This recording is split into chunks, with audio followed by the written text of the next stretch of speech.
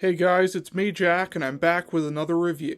When it comes to bad movies, there are movies that are just plain bad, and then movies that are so bad that they're genuinely entertaining. The Room and Troll 2 are possibly the most popular of these kinds of films. They were both intended as serious films, but were so unintentionally awful that they have practically become legends, spawning movies and documentaries about how they were created and their legacy. But today I ask the question, which movie is better, at least by comparison? And just as importantly, which movie is worse? Which one is truly the best, so bad it's good movie? Well, that's what I'm here to determine. This is The Room vs. Troll 2. Starting off with round 1, the protagonist. The protagonist is obviously the most important character in any story. In The Room, the protagonist is Johnny, a successful man who works a very good job at the bank. Because of this, he naturally has a lot of money, which allows him to help and provide for the people in his life, including his fiancée, Lisa, and his sort of adopted son, Denny. He pays for Denny's room, which is in the same apartment that he lives in, until Denny graduates high school. He seems to be very happy with his relationship with Lisa, but the problem is that, secretly, she doesn't love him back, and is in fact having an affair with his best friend, Mark. The protagonist of Troll 2, on the other hand, is Joshua, a young boy who is constantly visited by the spirit of his dead grandfather.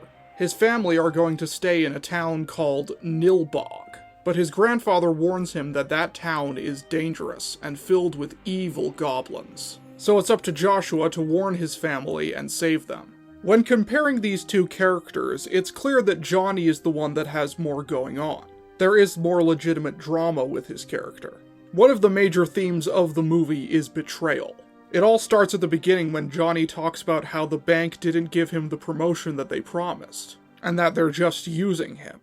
This is the first time in the film where he really feels a sense of betrayal, and his seemingly great life starts crumbling down around him. Of course, all of that starts to get worse when he hears that Lisa apparently lied about him getting drunk and hitting her. Naturally, this really pisses him off. Finally, he comes to the realization that Lisa is not in love with him and has been having an affair with his friend Mark. And it really, well, for lack of a better term, tears him apart, to the point that he ultimately kills himself at the end of the movie.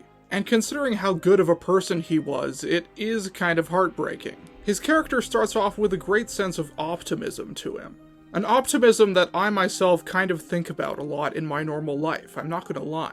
His famous line, "If a lot of people loved each other, the world would be a better place to live," while definitely very cheesy, nonetheless does ring true, and it ultimately foreshadows his fate. Both Lisa and Mark didn't show him the love that he needed, and it led to his end. Johnny is certainly a very awkward character. Of course, that's a combination of Tommy Wiseau's performance as well as the writing. But nonetheless, there is at least some sort of complexity to him.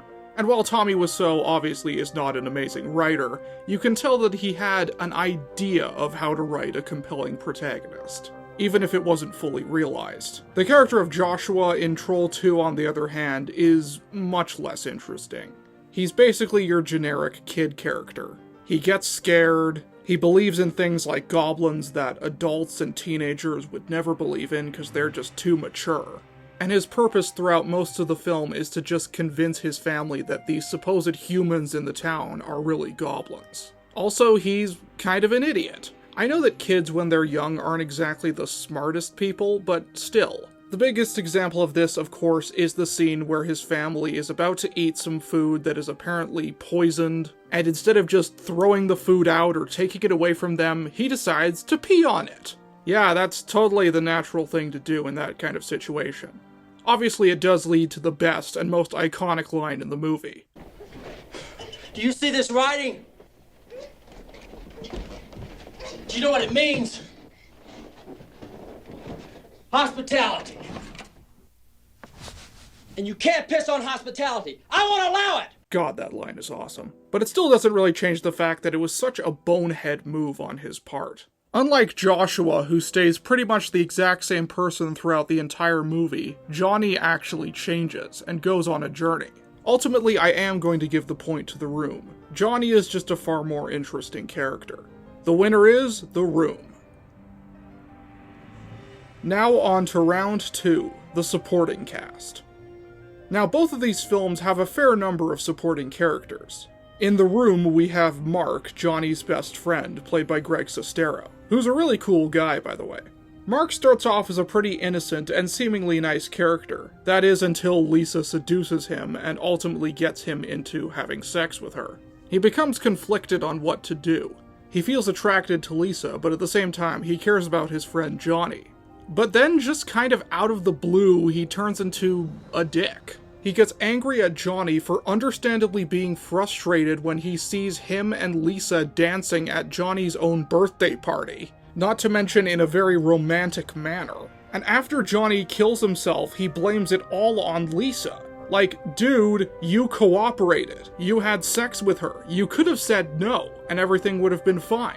There's the character of Denny, who is sort of Johnny's adopted son. And I'm not gonna lie, I do kind of like Denny. Admittedly, at the beginning, he comes off as, well, a creep. Saying stuff like this. Denny, do you have something else to do? I just like to watch you guys. You look beautiful today. Can I kiss you? You are such a little brat. Just kidding. I love you and Johnny. Like, seriously, no guy with a smile like that is up to any good. With all that said, I did appreciate that they did add a bit more to his character. We learn that he's involved with drugs in a scene that doesn't really go anywhere, but it does establish that he, like a lot of young men, is involved in some sketchy things. And the scene between him and Johnny on the roof is actually kind of sweet, as he explains to Johnny that he seems to be in love with Lisa. And Johnny reassures him that while Lisa doesn't love him in a romantic sense per se, she does still love him as a friend. Of all the relationships in this film, the one that feels the closest to being realistic is the one between Denny and Johnny. Granted, that isn't saying a whole lot, but still, that's something. Besides Johnny himself, Denny is the character that you feel the most sad for at the end of the film. Because unlike Lisa and Mark, who you don't feel anything for, as they're the ones who drove him to this, Denny was always kind to Johnny. There's the character of Lisa's mother, who again, does have a little bit more to her than you would expect. At the beginning of the movie, she just seems to be the typical mother character, giving Lisa advice and telling her that it's not right what she's doing. But later in the movie, it's revealed that she's actually kind of a jerk, in that she believes that romance is not about love, and is instead about how rich your partner is. It's about the money, nothing else. I also just love the fact that her mother always says the things that the audience is thinking. Hello? What are these characters doing here? Hey, Lisa. Hey, Denny. Denny, this is my mom. Mom, this is Denny. How many people come in and out of this apartment every day? I had sex with someone else. You can't be serious. There are also some other characters like Peter the psychologist, and Lisa's friend Michelle, but they don't really do that much, nor do they make that much of an impression. On the other hand, we have the supporting cast of Troll 2.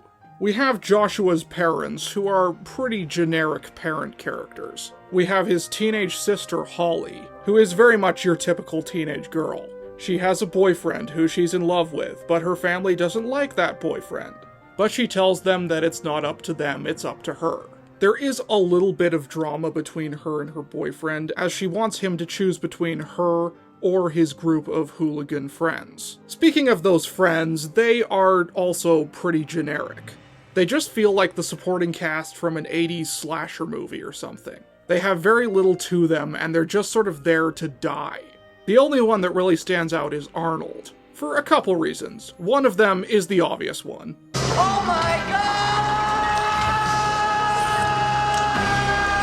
God! And the other is that he has one of the most ridiculous and chill reactions to monsters I have ever seen in my life. He sees a girl being chased by the goblins, and he just talks to them like they're normal people. He thinks that they're dwarves, and he tells them that if they don't leave her alone, they'll be in big trouble. And big shock, that doesn't work. Like seriously, he does that. He doesn't run in fear or ask, "What on earth are you? I've never seen anything like you before." He just treats them like they're just sort of normal people, like he sees these things every day. There's the character of Joshua's grandfather who serves as sort of a mentor character to him, in that he just pops up out of nowhere as a ghost whenever the plot requires him to. Still, I'm not gonna lie, he is probably the most likable character in the film. Just something about the kind old mentor character in movies is very warm and welcoming. So which cast do I think is better? Well, in a strange way, I'm going to choose Troll 2. The main reason is that there are characters in the room who just sort of disappear out of nowhere.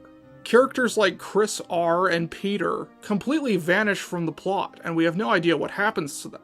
Apparently, Peter was supposed to be the one who was telling Lisa and Mark off at the end of the movie, when they're making out during the party. But I guess the actor that played him wasn't available or something, so they just brought in some random other guy to fill his role. And yeah, it's really weird that this guy, who we have never seen before, suddenly becomes an important character near the end of the film. In Troll 2, while none of the characters are really all that interesting, they all at least either die or are implied to have died. So I am ultimately going to say that Troll 2 wins just by a margin. The winner is Troll 2. And now we get to my favorite category, the villains. Now the villain in the room is Lisa, Johnny's selfish, shallow, and self-absorbed fiancée. This character is really, really loathsome. She decides to cheat on Johnny and sleep with Mark because Johnny is just so boring. But she is still tempted to stay with Johnny just because he's rich. In other words, she's a gold digger. Peter basically describes her character perfectly. She's a sociopath. She only cares about herself. She can't love anyone. Couldn't have said it better myself. In Troll 2, the villains are, well, the goblins. Which, of course, begs the question, why is the film called Troll 2 if the villains are goblins, not trolls? Well, that's because this film was originally called Goblins, but then they changed the name to Troll 2 to trick people into thinking that it was a sequel to another movie called Troll. Yeah, it's that kind of movie, where the title itself is literally a lie. The main villain is a woman/goblin named Credence, who is so unbelievably over the top that Charlton Heston and William Shatner would be telling her to tone it the fuck down. Because of this, it's hard to ever find her terrifying. And the same pretty much goes for the other goblins. Granted, there's this one guy who kinda looks like Charles Manson, so that's kinda scary. But once they turn into goblins, they're just absolutely stupid looking. I love how all of them have black, lifeless eyes, with the exception of this one that has these eyes that are so big that they look absolutely hilarious. And the prosthetic work is so abysmal. Their motivation just boils down to, we want to kill people and eat them. It's simple as that. And I haven't even talked about how they're defeated. They are defeated because Joshua eats a bologna sandwich. I swear to God, I am not joking. That is literally how they are defeated. This has got to be, hands down, the stupidest way to defeat a villain in the history of cinema. Now, to be fair, they do come back at the end, and it's sort of implied that they come back because Joshua's mother eats an apple. Because she's not eating meat, and meat is their weakness. I have to say, as a vegetarian, this movie scares the shit out of me. Of these villains, Lisa is obviously the superior one. Not only is she not defeated in such a stupid way, but she is far more realistic. You can take comfort in the fact that goblins aren't real, but lying, manipulative sociopaths who use you? Yeah, unfortunately, there are a lot of those in this world. The winner is The Room. Now onto the story. Now the story for both of these films seems pretty simple on paper, and in the case of these films, the execution is, Now I actually do have the original script for The Room, and it is a lot shorter than the film that we ultimately got. In fact, it's not even an hour long. And it's clear that Tommy Wiseau realized that, and thought, well, I need my film to be feature-length, so better pad out the runtime. And that's exactly what he did. The film is filled to the gills with pointless scene after pointless scene after pointless scene. There are about 4 to 5 different scenes of Lisa and her mother just talking about how much Lisa doesn't like Johnny and how she should just stay with him because he's got money and blah blah blah. There are also scenes of Johnny and his friends playing football, which again don't further the story or any character. There's a pointless scene at a restaurant with Johnny and Mark talking, and Johnny brings up the fact that he has another client. Mark tries to ask him more about the client, but Johnny understandably says no because it's confidential. And he makes this remark. No, I can't. Anyway, how is your sex life? Yeah. I also love how the scene starts off with two people we don't even know ordering. As if there isn't enough filler in the movie already, we also have multiple different sex scenes. And by God, these scenes are such a drag to sit through. While admittedly some of the music that they play over them is nice, it doesn't excuse the fact that they're an absolute bore. Meanwhile, on the other hand, the plot for Troll 2 is a lot more simple. Each scene does seem to have some sort of purpose to it, whether it be offing a character or building the tension, even if that tension falls flat when you realize what it is we're supposed to be afraid of. Obviously, the story for Troll 2 isn't great or even that good, but ultimately it does flow a lot better, and there are very few scenes that are legitimately boring, whereas there are several of those in the room. The winner is Troll 2. Now we come to the final and most important category as to why these films are considered to be so awful: the acting. Now, the good news about the acting in both of these movies is that it is so bad that it is hilarious. There is some level of enjoyment that comes out of it. This isn't like Kevin Costner or Keanu Reeves, where they're just so bland and boring and there's nothing fun about them at all. The performances in these films are fun, for all the wrong reasons. But still, which film has the better acting? Now, some people might think that this is a no-brainer, as Tommy Wiseau's iconic performance as Johnny has practically been immortalized in bad film history. It is considered to be one of, if not the worst performance in all of cinema. And yes, it is awful. It is truly a marvel of bad acting. Barely a line that comes out of his mouth sounds like he actually means it. And yes, if we're judging these movies by the worst individual performances, then yeah, this would be no contest. Tommy's performance is way worse than any of the performances in Troll 2. Don't worry about it, man. Right? Don't touch me, motherfucker. Get out. But we're not judging the individual performances. We're judging all the performances overall. And that's where it becomes a little bit more tricky. When it comes to the supporting performances in the room, there is definitely a range in quality. The actress playing Lisa does do a better job.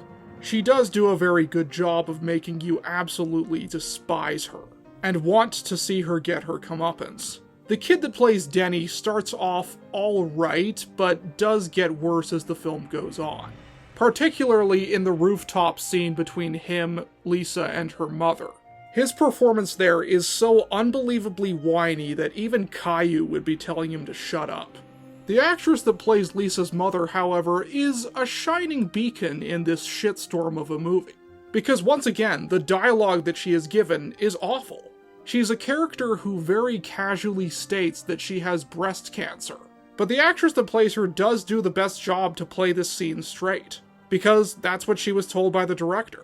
Plus, she does have probably the most charisma out of any of the actors in the movie.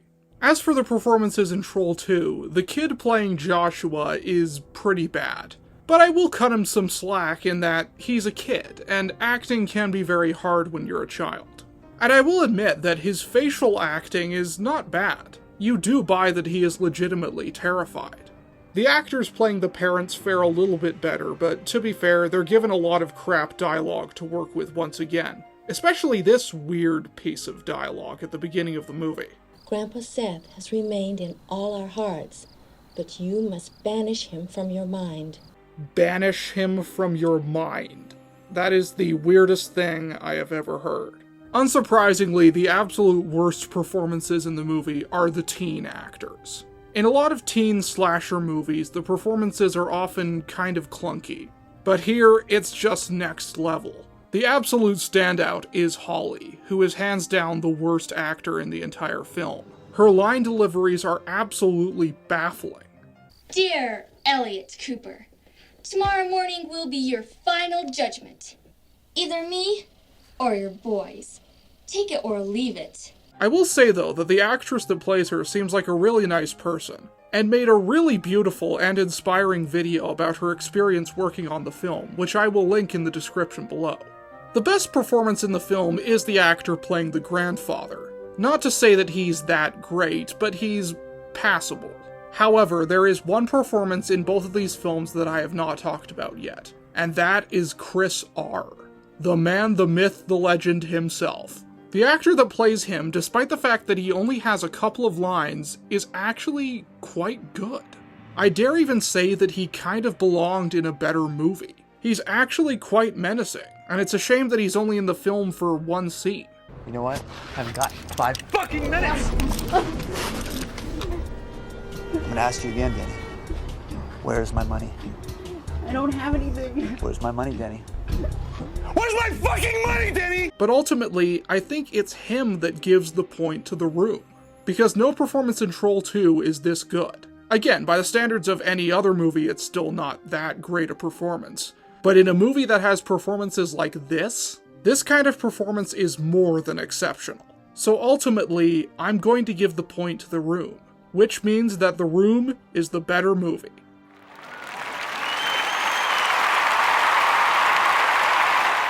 To be clear, both of these movies are absolutely awful, and are incredibly enjoyable because of it. And if you're a fan of so bad it's good movies, then you probably already know that. But if you're just getting into those kinds of movies, then I would highly recommend you check these films out. Even if you just like a good laugh, they're more than worth watching. Let me know in the comments down below which film you think is better and which film you think is worse. And I'll see you next time.